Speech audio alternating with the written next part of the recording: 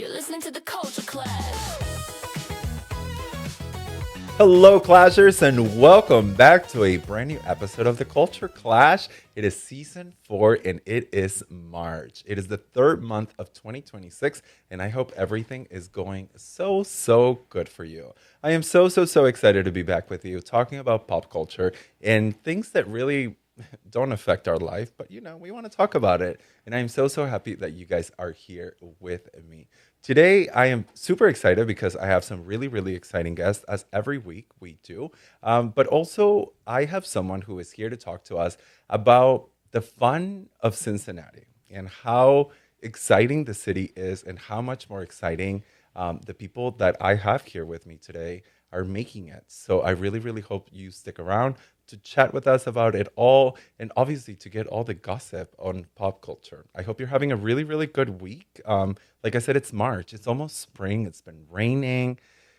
I'm just ready for sun. I was just telling the girls, like, I really need some sun. Today I saw Liam, and he's a little bronzed because he just came back from vacation, and I was like, bitch. But that's okay. We're all going to get our opportunity to be tan, to be golden, and to be gorgeous.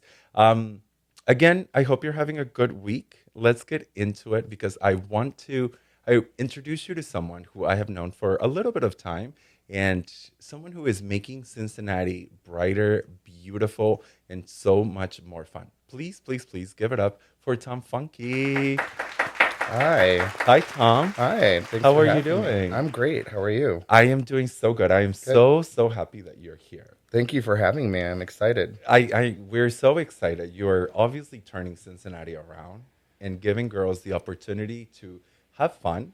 To everyone out in Cincinnati saying like, oh, it's not fun. There's nothing to do.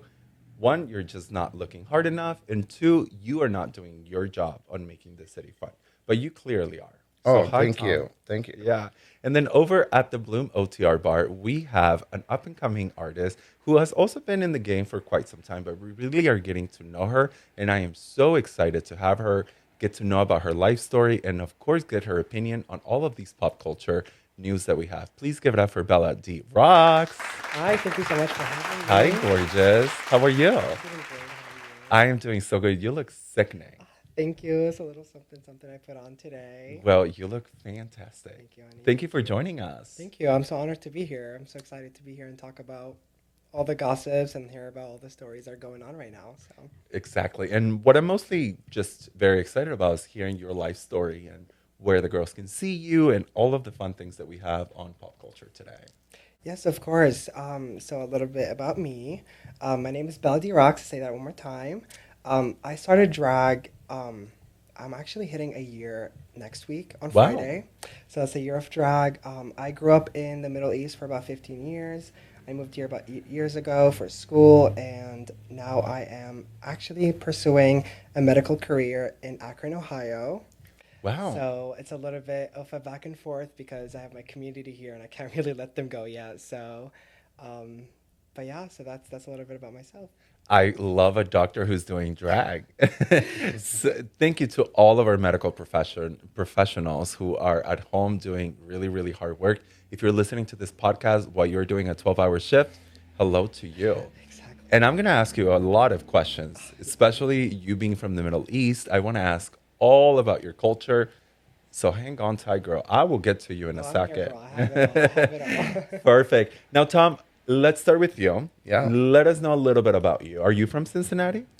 I'm indirectly. So, born in Chicago, raised in St. Louis, so I'm definitely a Midwestern boy. But my parents grew up in the greater Cincinnati area over in northern Kentucky. And when my father passed away, my mom decided to move herself and my younger sister here to be closer to our extended families. And I joined about a year and a half afterwards. And so I've been here for quite some time now. So I'd call this a second home for sure. Lovely. Well, Cincinnati is very lucky to have you. Thank you. Okay, so before I actually get into like a little bit more personal questions, Yeah. let's get something that is very personal and very, I would say, a characteristic of the show. Okay. Who is your number one pop diva? Okay, so I've thought long and hard about this. It's challenging, but I have to kind of go with someone who I consider an OG in my life, and that would be Madonna. Oh, Um, she's an icon for me, but there's a sleeper one that I think is kind of out there too, and I would say that's Casey Musgraves. oh, you're a cat. Oh, I love that. So I love the fact that she's kind of pushing into pop culture from country, having kind of stood on the shoulders of others who've done that before. But some of her music is really revolutionary in a time when we need a little stirring things up. Absolutely. And I feel like like every decade or every certain time, there is this country star who becomes far more than that. Yeah. I don't want to say like a global star because I think that you can still become a global star by being a country singer, but like Shania Twain, Yeah. Dolly Parton in the 70s, Yeah. Obviously Taylor Swift, Yeah. who really started as a country music artist. And now we really are seeing Miss Musgraves kind of taking that torch. And I really, really love that. Yeah. But let's talk about Madonna. Yeah, of course. Have you ever seen her in concert? I actually had the privilege of meeting her once. I know. Okay, we're done. I'm jealous. Wait, no, we're done. Yeah. And I got yelled at, which was so great. And then she did a quick apology, and then we talked for maybe 5 minutes.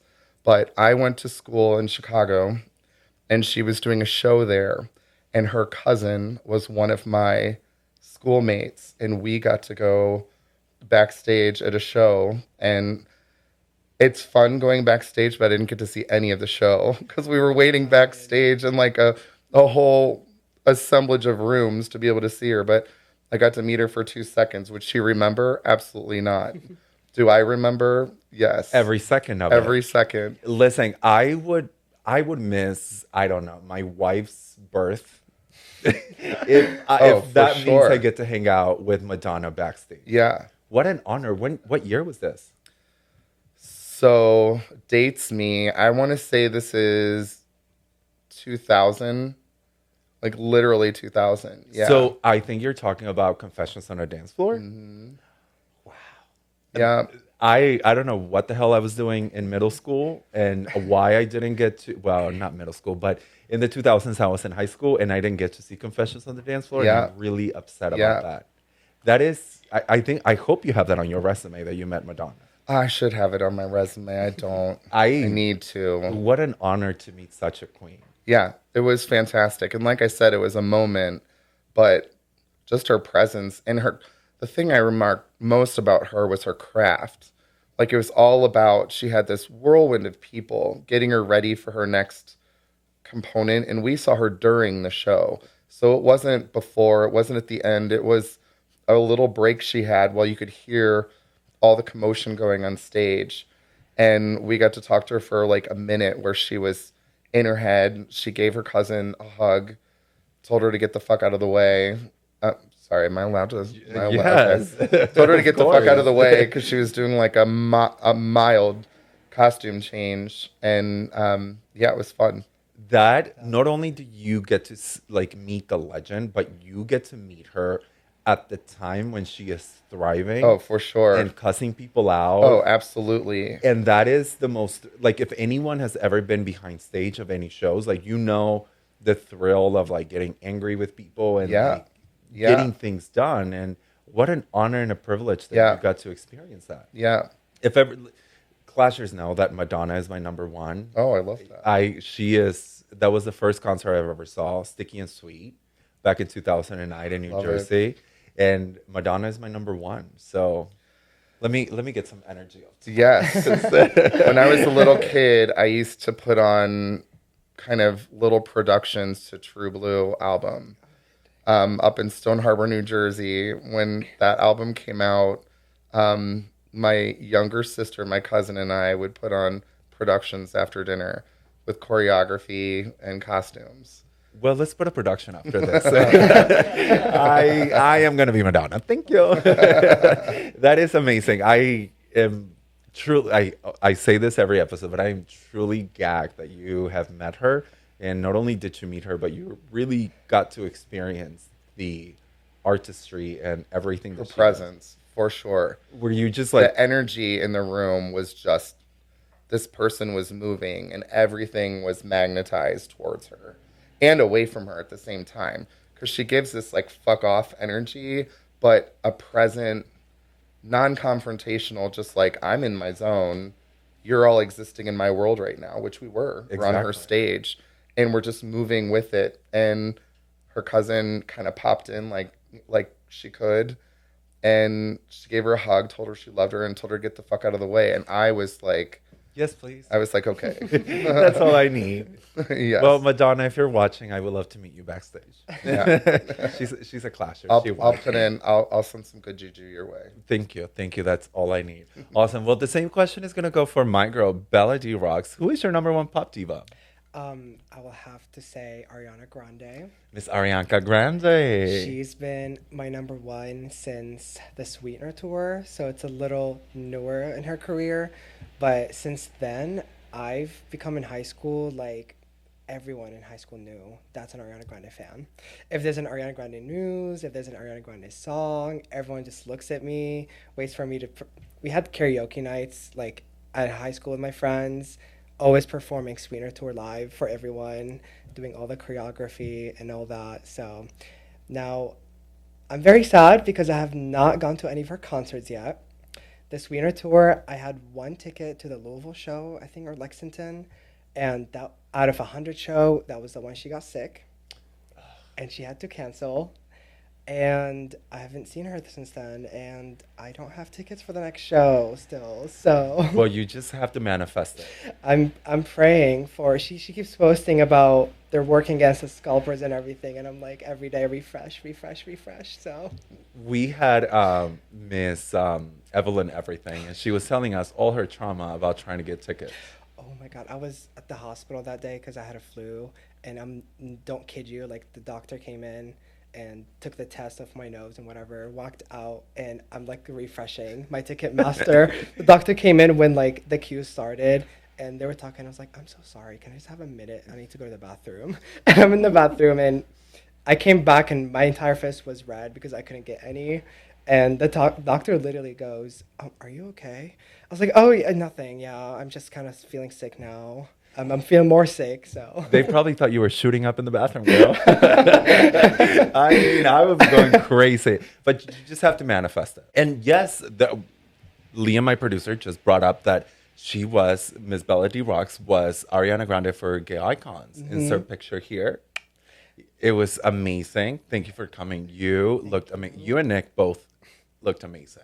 Thank you so Thank you much. for coming. It was an amazing show. We were just talking about it. It's like the Met Gala of the Midwest. Oh. So it was great. And I can't wait for the next one. So Yes, mark your calendars. It is the first Saturday of June in 2026. It is Gay Icons. So start prepping those wigs, start prepping those hips, those pads, whatever you got to do. Gay Icons, it's coming up. But it's really interesting that you both bring up gay divas. And the reason why I have this segment called Who is Your Gay Diva? It truly brings me back to being a child.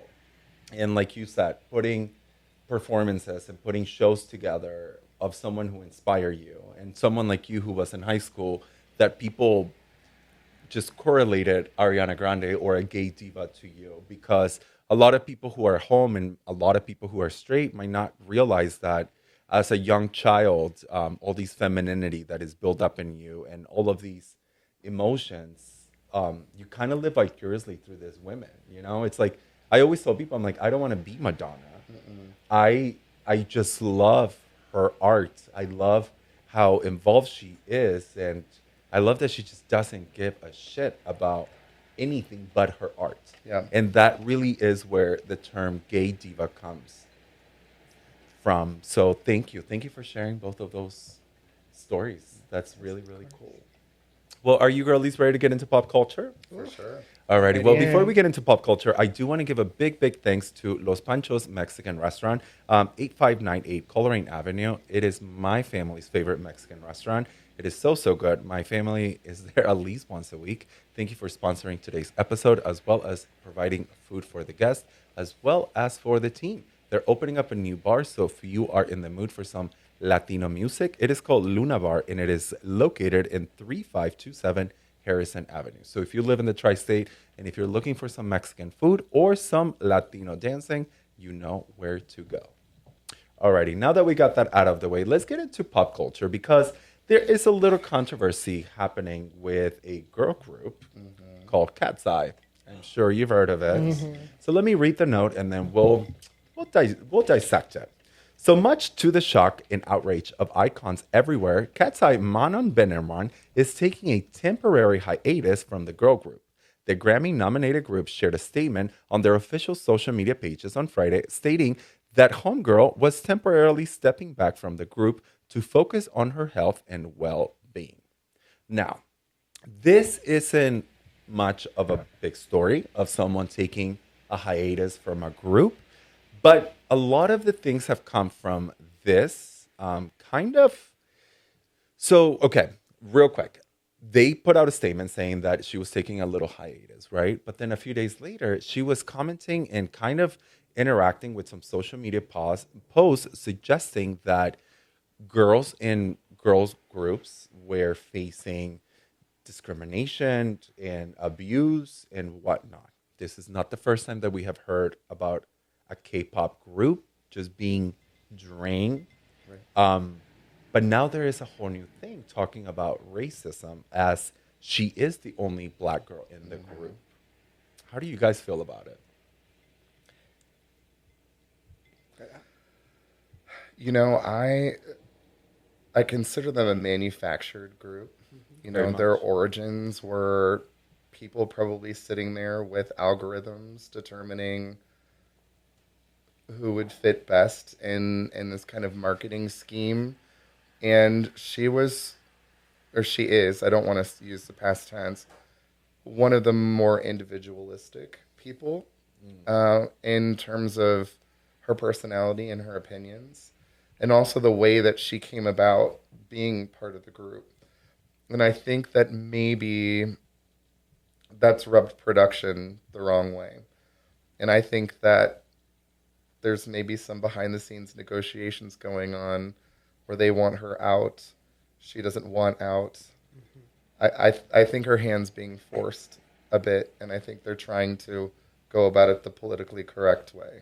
That's a really good point that you bring up, because I think that in a girl group, it's like no one's famous. The group is famous. Right. And then when someone kind of like makes a bigger name for themselves, it's like, no. You cannot be the Beyonce of the group. This is not how things are working out. Yeah. And now, like you said, she's being pushed out. But do you guys feel like this would be the end of Cat's Eye? We have seen it with many other groups, such as Fifth Harmony, Little Mix, and girls that is just like, without the group, could it survive? So with Manon, have you guys seen the Pop Star Academy Netflix documentary by any chance? I have not. So that was how they chose Cat's Eye. They did like a 20-episode documentary where they brought girls to like an area where they trained them every single day for months, I think 5-6 months. And Manon was actually like an outlier because she wasn't chosen in the first 20 girls. They like eliminated people, and then they chose her halfway through the episodes and flew coaches up to her personally to have like to teach her and tutor her, and then brought her to the group. Now, Manon did have some issues during the show. She wasn't showing up to practices and stuff, so people were kind of like attacking her while the season is coming out. But obviously she made the finale. She's an amazing performer. I'm obsessed with her. I am an icon myself, so I love Manon. She's one of my favorites. I think personally that this may be the start of the end of Cat's Eye, and I only say that because the world or like the people are like teaming up with Manon, not Cat's Eye. But the thing about it is that when you are in a girls group, you truly sign your life away. You do. It is kind of like, it kind of gives me a very Making the Band with P. Diddy. Yeah. You know, like some of these girls were extremely talented and could have had a solo career. But when you sign your life away to a girl band, that will either make you a star, or Down. if the team decides like, no, it's on our terms, then we just cut out the roots, and then good luck to you, babe. Yeah, I don't care how talented absolutely. you are. If we just don't want you, we just don't want you. And that's where I don't know if it's the end of the group, because I feel like it's such a fabrication that I kind of feel like they've already run scenarios on what do we do if someone's no longer up to snuff? How do we kind of write them out? Because it's an expensive undertaking. You know, not only did they have the show, but everything else they've done with it. It's an expensive undertaking to let what they would maybe see one obstacle to their success be the downfall of it. So I'm curious. I think time will tell. Time will tell. We'll see if the group makes it.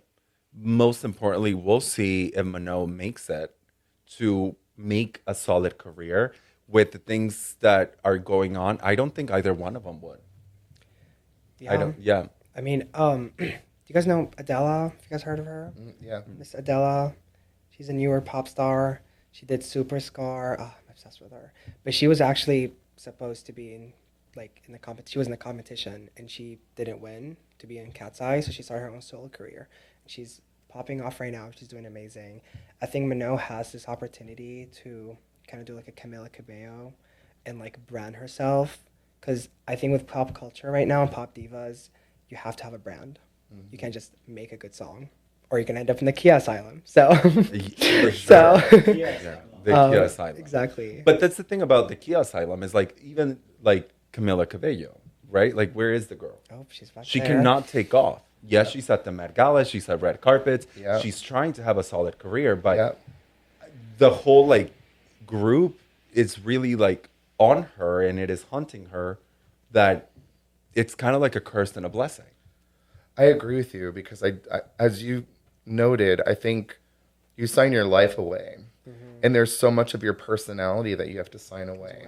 There's tunes, like so much of your personality, the way you dress, looks. I mean, I've seen some of these contracts before, just with performers that I work with, what they're allowed to do, how they're allowed to exist in front of the public.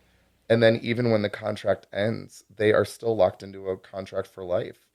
And it's a crippling contract that could destroy their lives. So I kind of think their hands are tied. It's either that's the blessing and the curse of it. You either make it with the group or you don't. And it's really hard to kind of rise above. I think the only people that have risen above these ridiculous contracts are the divas that are out there with financial collateral behind them and a world that they've built, like Taylor Swift being a prime example, re-releasing all of her albums. She couldn't have done that had she not already reached icon status. And I think she's still a little too new to say that I think she's an icon on the rise, but I don't think she's there yet. That's a very good point. And I think that the difference between a lot of young artists who come on, for example, Taylor Swift and Beyonce, there is one thing that those two girls have in common, and that is their dad being a businessman who knew the industry before they even got on it. Now look at Britney Spears, whose dad really was just in for the money, and he was just like, give me money. Beyonce's dad, Taylor Swift dad, is like, no. This is a business. Yep. You know, and I get that I see that you see my daughter as a product, but that product is going to be taken care of by her dad. Yep. And a lot of these girls, unfortunately, who go on wanting to make a big career and want to have their dreams come true, they just sign their life away thinking that they will be the next Beyonce. Oh, 100%. And I think, too, a lot of the greatest artists come from places of pain. I think that's what allows them to express themselves. It's like a form of projection of the life that they want to be and kind of detachment from the life that they had. And some of them are running towards something so fast that they don't pay attention to kind of what's around them. They see the target, and they don't see kind of everything else that it takes to get there. So they don't see those wolves in sheep's clothing that are there with thick contracts and very black ink. And when you talk about the target and you get blinded by the paparazzi and the fame, and like Cat's 100%. Eye blew up, and suddenly Yeah. you're at the Met Gala, you're at the VMAs, you're at the Yeah. Grammys, and it's like, who cares if I'm making enough money? I will become the next Beyonce. So it's like you do whatever they want you to do, and we have heard many times that K-pop groups are just worked like hell. Oh, absolutely. So I hope that everything goes well. I do see this being the end of Cat's Eye, but I really hope that it's not the end of their career, because I do believe they're very talented. Not to make a joke of it, but I hope it has like a Josie and the Pussycats kind of ending, if you remember that movie. Or- The fabrication, and then at the end they find their hearts, and then their heart is music. And, I mean, I would love that. and talking about pussy, maybe it'll be the next Pussycat Dolls. Maybe. The only group that would not exist without Nicole. Nicole, They would hold everything. a Louisville girl. A Louisville girl, because that show, honestly, it should be called the Pussycat Dolls and Nicole. Yeah. Or Nicole and the Pussycat Dolls. 'Cause, Yeah. Yeah. Oh no, absolutely. So good luck to you, babe. I hope everything is good. And to all of the fans, it sucks when a girl group disappears. Oh, Yeah. 100%. Yeah. Well, on to something more exciting and something a little more light. Let's talk about Spotify, because Spotify has released our 100 greatest pop songs of streaming era, and I have the list for you. They announced pop music has been on omnipresent force for decades, but streaming allowed it to flourish as a space for artist expression rather than solely commercial success. A Spotify news release said, once measured by a single metric, popularity, the landscape now embraces new influences and style while staying grounded in pop music sounds. So let's talk about 10 of the most popular pop songs in the streaming era, because now everything is a little more complicated. But on number 10, we have Miss Ariana Grande with No Tears Left to Cry. Yeah. On number 9, we have Billie Eilish with Birds of a Feather. Number 8, we have Drake with One Dance. Number 7, we have Lord with Green Light. Justin Bieber with Sorry on number 6. Carly Rae Jepsen, Runaway with number 5. Dua Peep on number 4 with Don't Start Now. Number 3, of course, is Taylor Swift with Cruel Summer. Number 2 is Chaperone with Pink Pony Club. And number 1, you won't believe it, it's Olivia Rodrigo with Driver's License. Wow. Yeah. So this is kind of like the top. So they released 100. I'm obviously giving you Yeah. just 10 so that we can move on. Yeah. But it is basically the top 10 100 pop songs that have been the most popular in the streaming era. Interesting. Yeah, so I was curious about that, if it's those that have been released during the streaming era, or if it's those that kind of have found popularity. How am I describing it? When I can't remember the Netflix movie that came out with, and then Murder on the Dance Floor.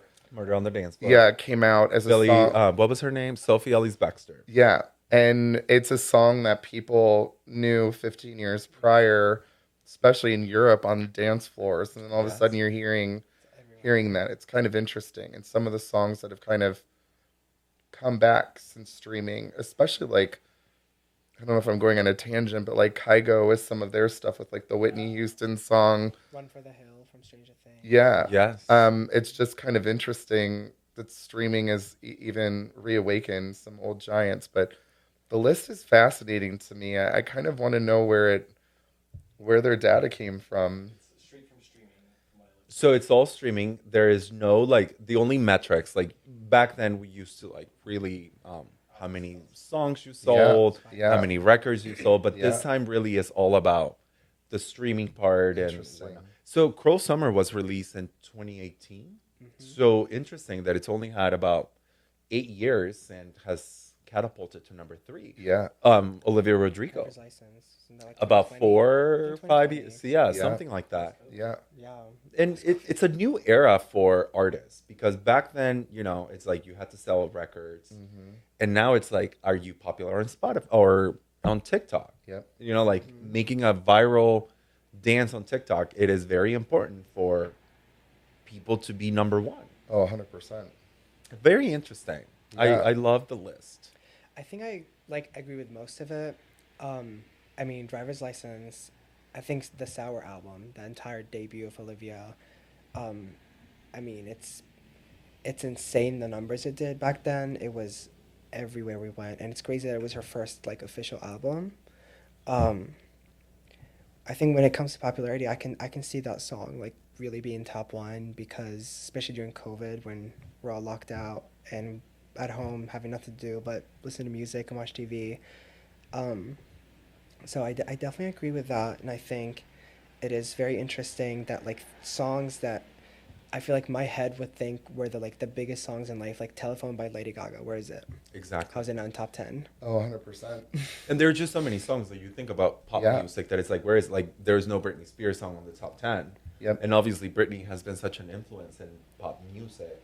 So it makes sense that really these songs are like from 2016 And after. to after. Yeah. And really, really interesting how artists are now getting their streams, getting their money, getting their popularity because it's a different. It's a different world. They're not making their money from selling albums and tracks as much as they did in the past. You know, they're making their money from endorsements and tour gigs. You know, it's why some of the older artists are coming back on tour again. They're not making money on reselling their albums. It's a different world.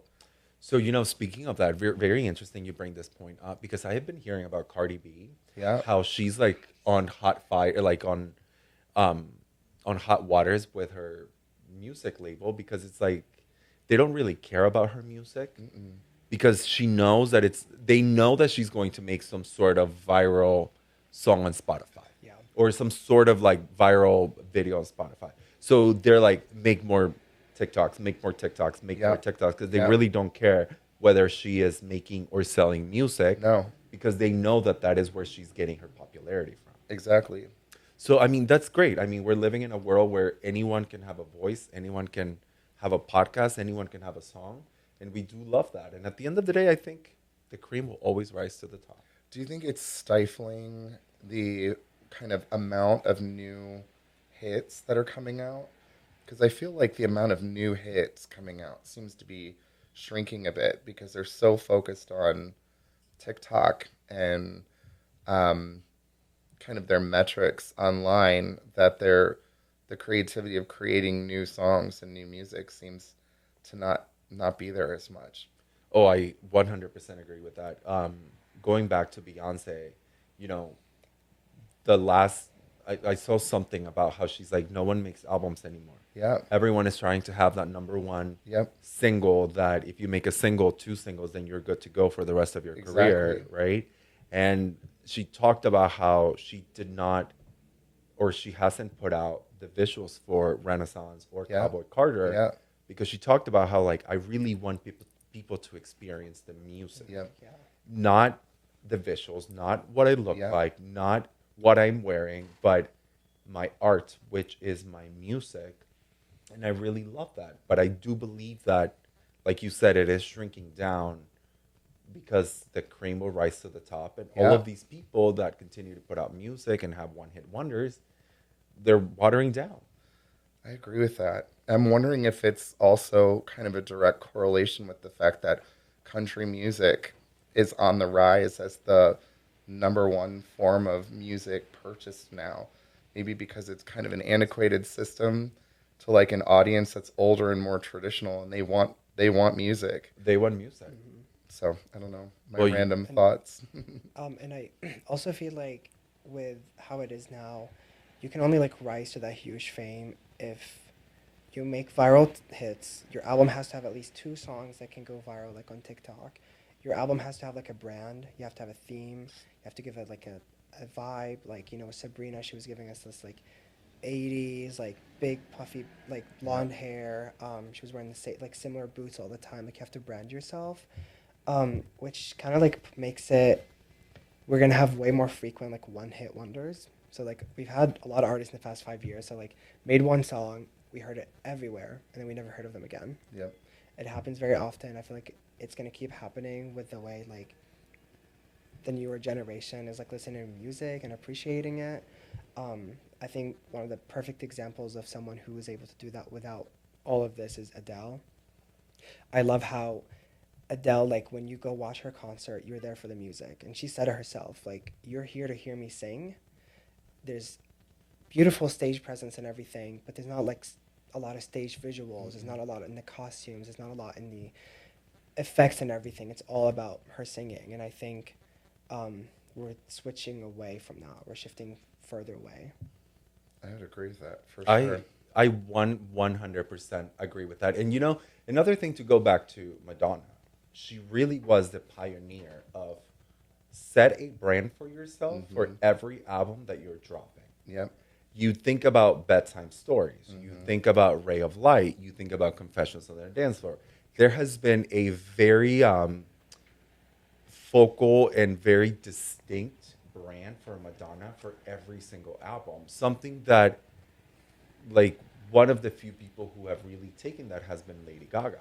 Yeah. You know, like you think of Lady Gaga album and you really think about The story. the story Yeah. and the outfit. Color, yeah. You can honestly, like, if you see a wig by Lady Gaga, if you see makeup by Madonna, you know exactly what album she is trying to sell you. 100%. And I think that that is kind of getting lost in between of just like, let's drop a single and try to hope that we can get a viral moment. Oh, 100%. Yeah. I agree with that. So most definitely, I really love the era of coming back to full albums. Oh, absolutely. Yeah. I'm glad to see that those divas like Lady Gaga, Beyonce, and even Taylor Swift, and who do these eras things and brands, like they're still at the top right now, and they're still like going, and they're gonna keep bringing us that. And Yeah. So I love that. Okay, well, I do have more pop culture stories, but I really want to get to know you guys. So Okay. let me ask you some questions. Sounds good. Because, okay, so for those of you who don't know Tom, Tom is a fixture here in the Cincinnati community. Like I said, when I say that he is bringing all the fun to the city, I am not lying. You've recently just opened up a new bar. I have. Let's talk about the MockBee. Yeah. So the MockBee is kind of an iconic venue in the Cincinnati nightlife scene for nearly 3 decades. And I'd been producing some events there. And the previous ownership was kind of ready to move on. And I guess I was ready to move on and take over that next step. So it's only been a few months. I'm anxiously excited about the process, but we're making changes to kind of take it to the next generation of what it is. So we're improving the facilities. We're going to be adding some new spaces on the second floor, which we're very excited about. And yeah, we're going to bring a lot more. We're bringing a proper nightclub to the second floor. We just got approval through Historic Preservation Council on the renovations we're doing to the space. So we're just in the final stages of our blueprints to get them going. We're hoping to be open this summer. So I'm very excited. That is so exciting. For everyone that lives in the tri-state, we certainly need a dance club. And the MockBee has been that place for years. Yeah. There wasn't really much of a structure to it. You know, I lived around the corner from the MockBee. Yeah. I stumbled there when I lived in Clifton. So it's always been such a fun bar, but to know that structure is being brought up to the place and that Yeah. there's so many more events, it's really, really exciting. I know that I was there for Christmas show, which was a burlesque show. Yeah. Are you thinking about bringing more shows like that? Yeah, so we're going to do a mix. So the way it's going to work, the tunnels that everybody knows on the first floor, they're going to stay special event spaces. So we're open to anybody who would like to have an event there. We will be producing our own events. So I do some of my burlesque shows there. The second floor is gonna be more our own productions, but we're bringing burlesque. We're bringing kind of vaudeville, old circus style acts. We're hoping to bring some specialty drag shows, things like that. We're also going to kind of open up a mentorship component to it. to help, DJs out there with voices kind of refine their craft. So we, have more options on the scene to kind of push different sounds, different energies, um, while celebrating the ones who are kind of making waves in the sounds in Cincinnati. So, yes, we're going to have more burlesque. We're in the process of having a monthly new burlesque show that's going to open. It's going to mix with live music, with specialty cocktails, and also recorded tracks that are like edited by local DJs. Um, yeah, and then we really want to nurture a proper dance floor, bring proper dance culture back, give people a reason to come out, make it a show each time. It'll be different each time. We're gonna have some themes and some series, but we're gonna bring different DJs that visit, so they're only here for a moment to add a little something. We're gonna have some seasoned folks from Cincinnati to try to kind of push the envelope a little bit. And also, we have to take control of the narrative in the nightlife scene. In some ways, in Cincinnati, it's become a commercial culture. It's, larger groups that own, a number of different bars and things like that. And they kind of, again, they look at their metrics and their bottom lines, which you have to do to run a proper business. But I think it can sometimes take the flavor out of an experience. So we plan to be open later. We know that we can only sell liquor to a certain time, but that's okay. There are models out there that show that we can extend the hours. I feel like right now we get people all hyped up. They've had a little bit to drink, or they pre-gamed. They start to dance, and then we kick them out on the streets because the bars are closed. Yes. So our whole concept is we're going to be that place. We want you to go to other places. We want you to go to the other bars, the other clubs, to dance, get things going. We are a city that hops around. I feel like if we were a type of food, we'd be a tapas restaurant where you take a little bit from this plate and a little bit from that plate, and then you share. We want to be the dessert. We want you to come for the late night, stay till 4, dance till you organically feel like you're too tired or you've cruised long enough and it's time to move things to the next level. So that's our MO for what we're going to do at the dance club.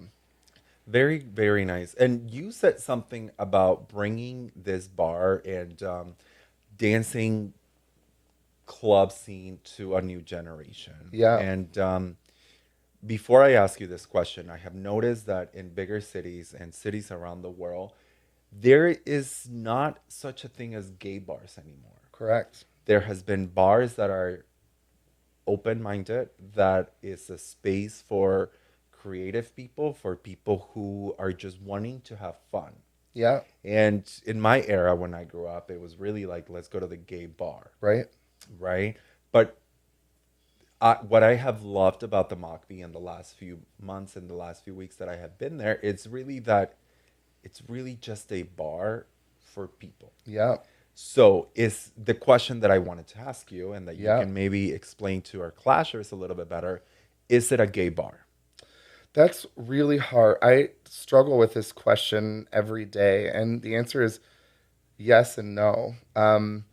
Is our focus going to be creating, I'm an LGBTQ community member. I want to curate an experience that I would want to go to and that I feel like people want to go to. Is it going to have a decidedly LGBTQ connotation to the programming? Yes. Is it going to be prohibitive to other types of programming? Absolutely not. One of the things I find interesting, since as an event producer, less than 30% of the events that I produce are for the LGBTQ community. The rest are kind of for even more of a traditional audience.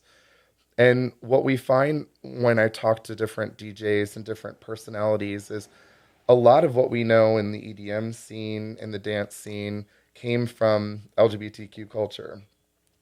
And if we don't throw it in everybody's face, that, what they're doing came from there, but we just acknowledge on whose shoulders people are standing, I think it could be a really interesting experience. So you have to come correct to the MockBee, because I'm not afraid to throw people out for their bullshit. That's been my MO since day one. If you come you. with an energy that's toxic, I don't care which hole you are a fan of. You're going to find yourself in a hole out on the street. Yeah. So, yeah, it's going to have an LGBTQ spin on it. It's hard to say that I would 100% label it a gay bar because what does that mean anymore? Right. But we're not doing bachelor parties. We're not doing. You are coming to a dance club, and you're going to come in there respectfully.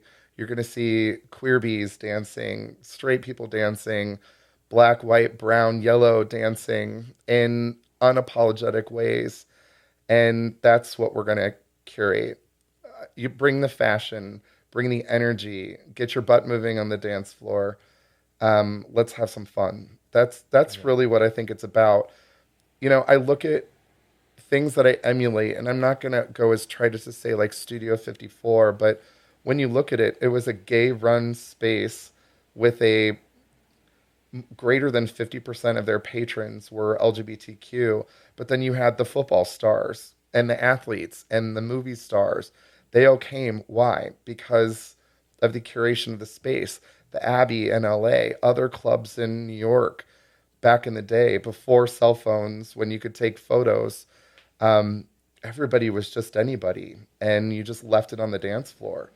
And I think that's what people are missing. They're missing a reason to go out. I talk to people in the scene, and they go to the same clubs with the same DJs playing the same sets week in and week out. And I'm not saying all DJs, it's not a universal statement, but I'm saying people are bored. They want something different. They want other options. I think we can be another option to some great things that are out there. And it allows you as the patron to come and curate your own experience. What do you want to do on a Saturday night? I want to give you more options. Like, let's open the buffet up and sample from what there is. Oh, you buffet? Did I hear food? Yes. I absolutely love that. And that is what equality is. Yeah, for sure. Being able to go. I think that as a LGBTQ plus community, we have always taken a gay bar as a safe space for us to go to and be able to dance. But I think that and I think everyone at home who might be a part of the LGBTQ plus community can tell you, like, we love going to gay bars because of the safety that we feel that we are surrounded by people that are very much alike us.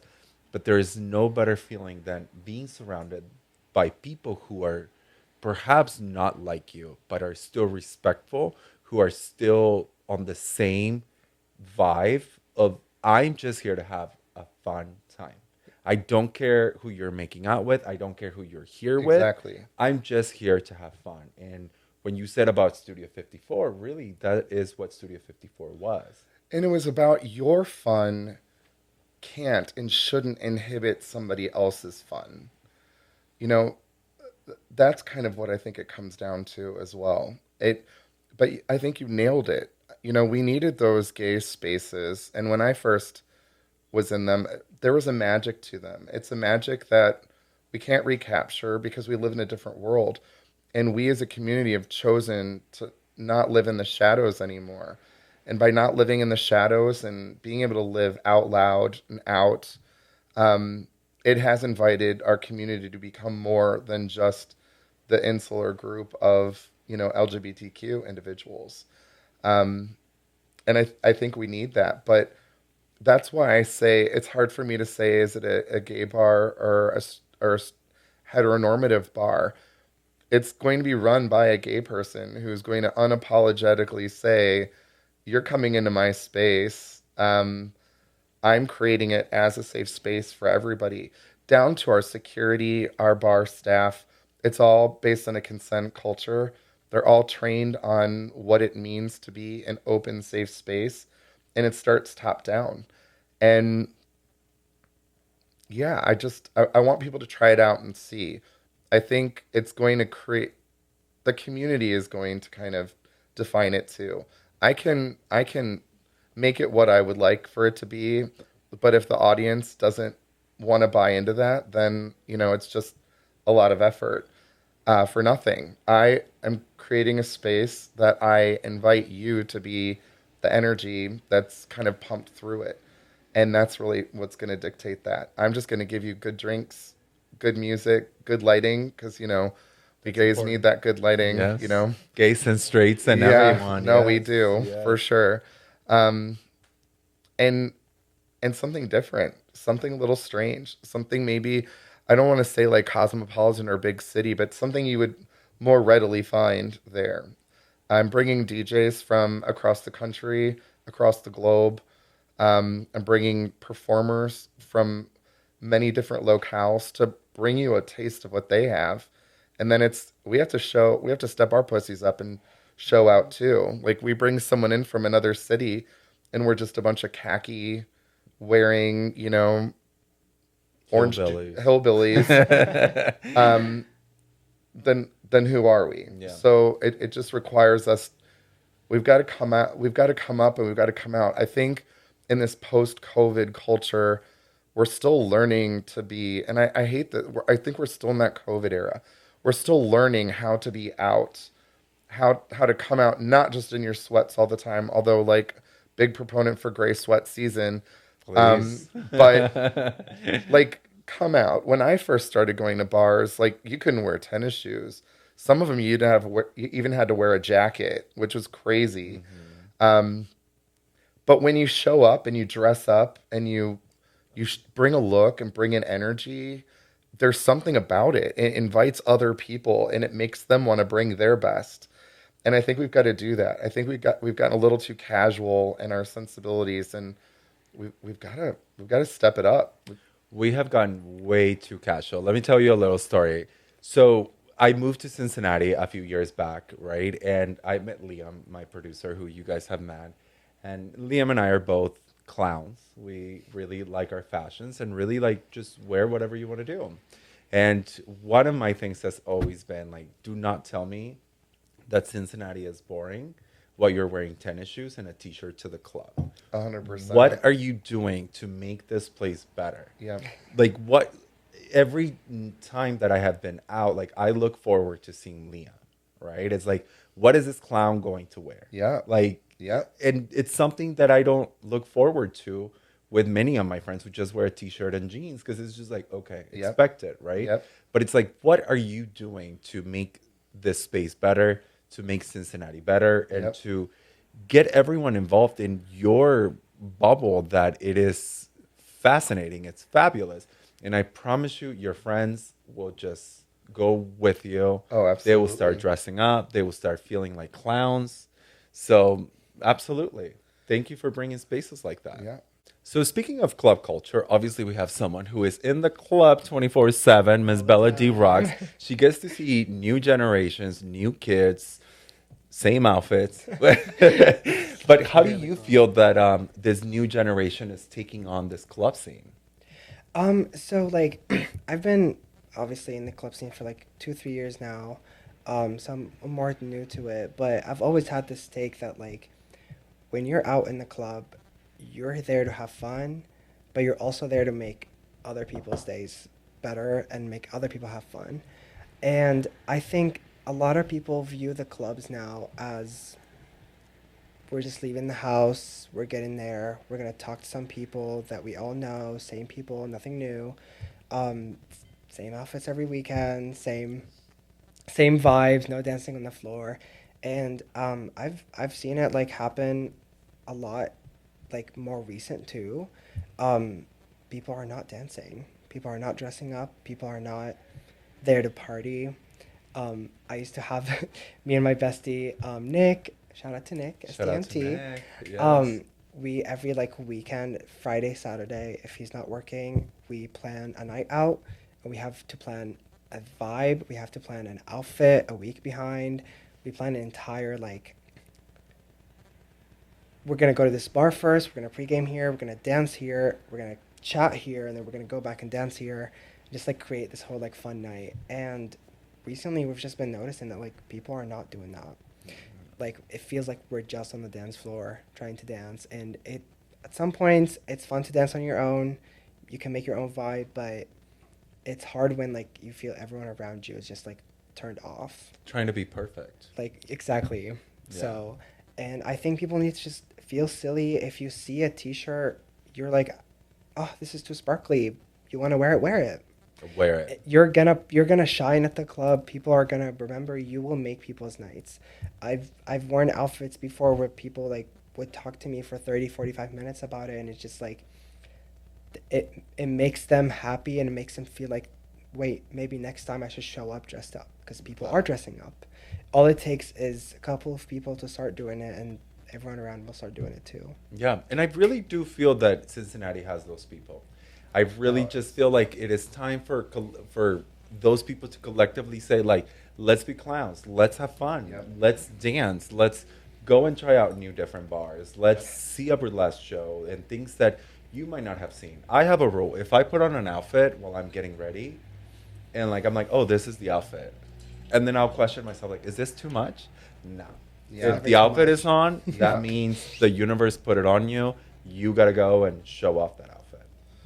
And with that too, you know, not everybody is meant to kind of sparkle all the time. That's not maybe their vibe, but sparkle is a relative term.